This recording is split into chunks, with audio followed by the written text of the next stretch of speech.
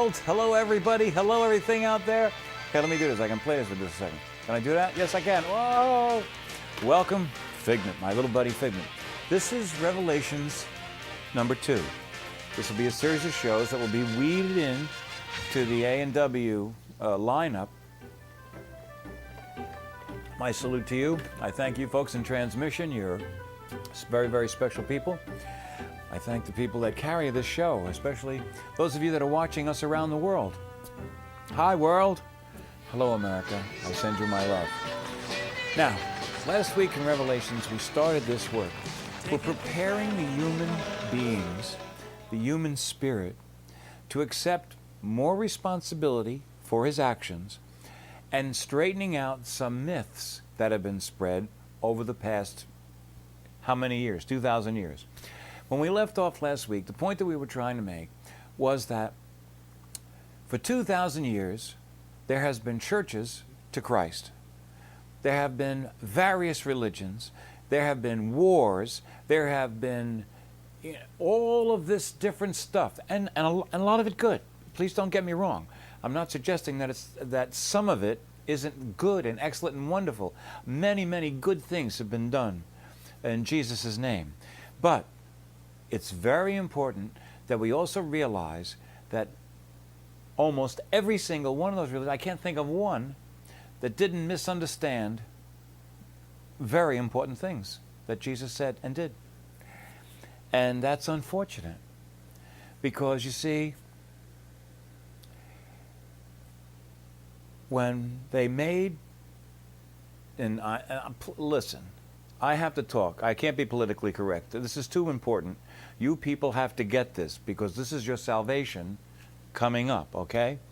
When they made Jesus God, they robbed the ability of you to be like him.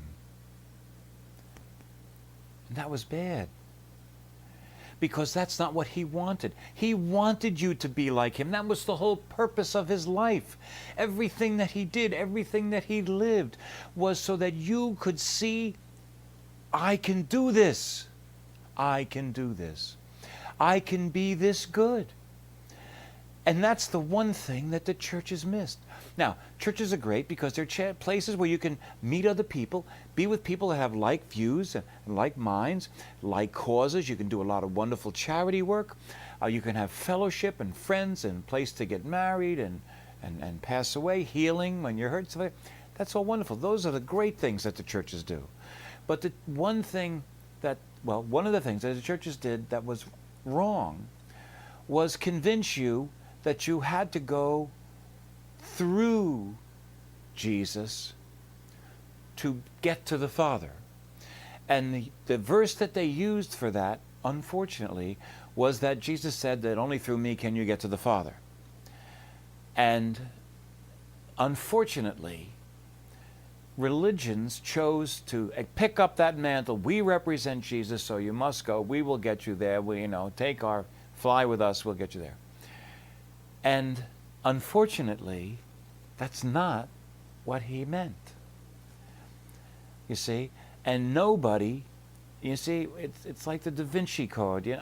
Until somebody steps up to the plate and tells you this stuff, you're going to be wrapped in it. And that's the purpose of the wizard. That's the reason the wizard lived. The wizard lived to close one book and open another. Okay? That's what this is about. And you who have been with me here on this television show for 30 years, you've watched me grow and age and all that other stuff, and some of this stuff you've heard before. But the most important thing is we have to acknowledge Jesus' humanity, the fact that he was a man. Because when the church made Jesus God, they removed two things. Actually, three. Let's say three things. First thing, they removed your ability to say, I could do this too, which was absolutely what he wanted. Second thing they removed was your ability, your I don't want to say ability, but your desire to even try. Because it was robbed from you. You can't do that. He's God, you're not. Okay? And the other, And I'll come back to the third one. Because those two things are incredibly important. And unfortunately, well, the other thing that they did was that they put themselves in between you and God. And that's not right. Because that's not what Jesus wanted. Jesus wanted you to have your own personal God. Jesus was a man. You can get heaven by going directly to the Lord. You don't need any religion. You don't need the Pope. You don't need anybody. You don't need a preacher. You can be as close to God in the woods or in a subway tunnel as you can be in a church. It's probably not as nice for some things. So we don't want to lose the sight of the fellowship of the church, the fellowship of the ring, okay?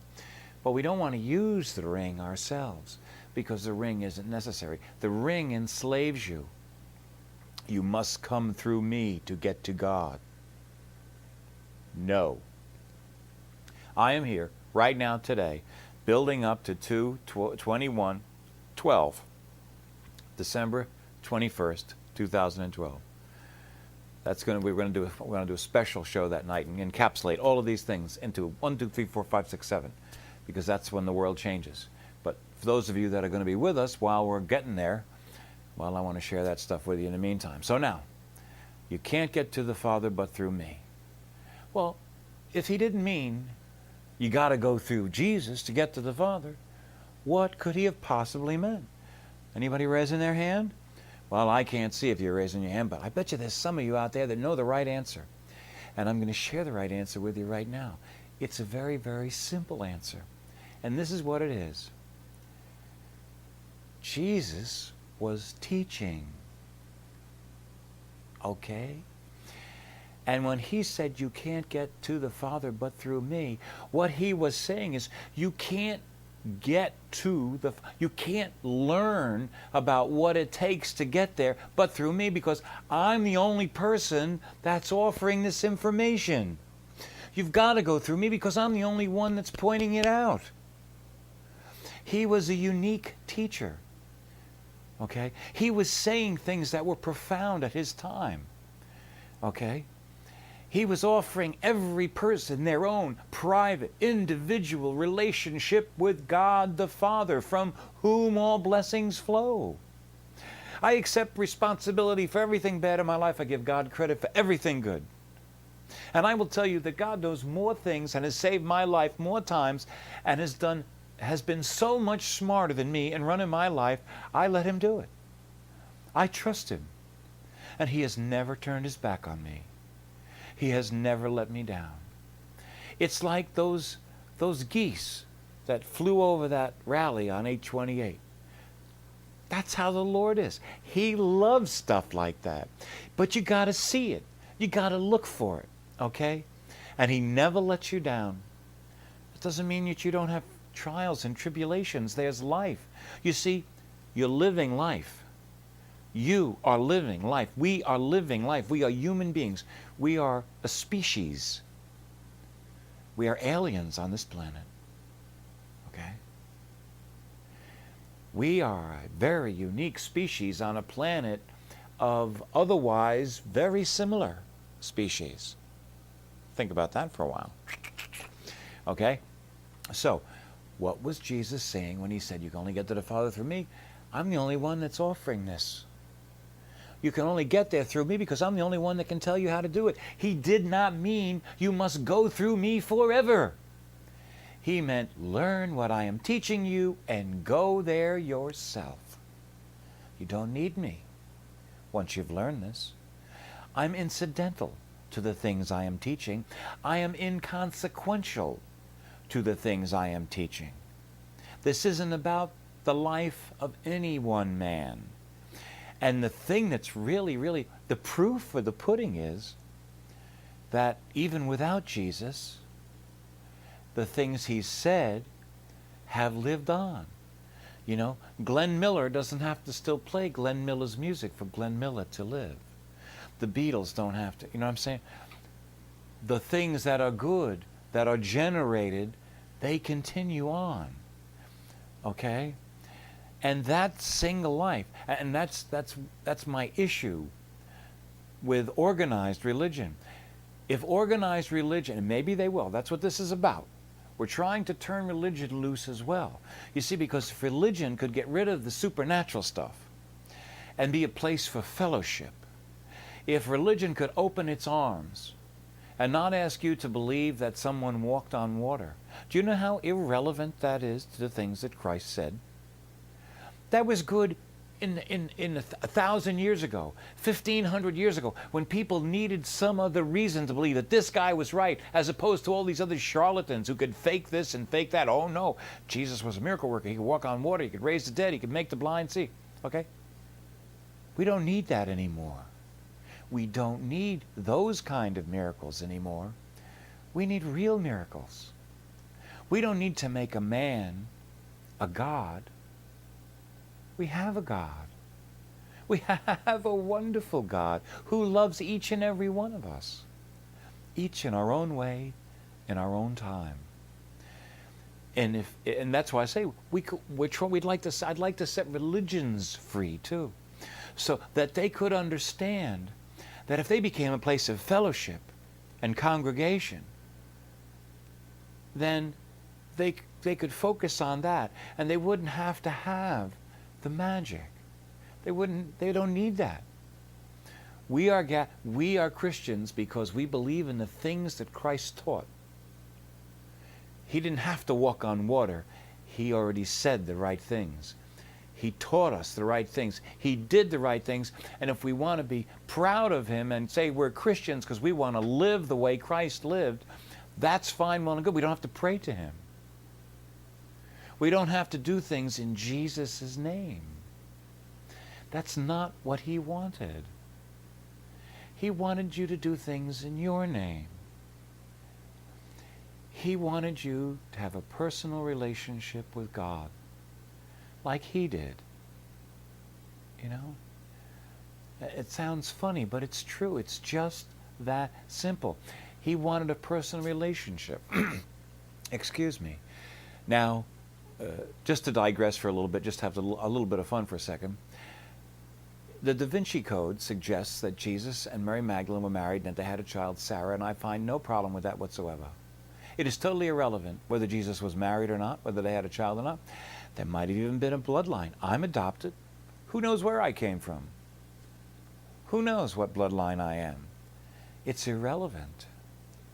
And whether Jesus was married or not, it was irrelevant, except for the fact that women, I believe, would have been treated much better if Jesus had been seen as someone who was married and had a wife and believed in that union. That's a very normal thing. You see, men have traits and women have traits. Okay? They have unique traits to each individual type of species. Each sex has their own thing. That's why there is such a thing as normal bodily functions. Men and women are made to procreate children. And any other use of that is purely for personal choice. It has nothing to do with the proper use of that system. So you can use that system in an abnormal way, because the only normal way to use it is for child rearing.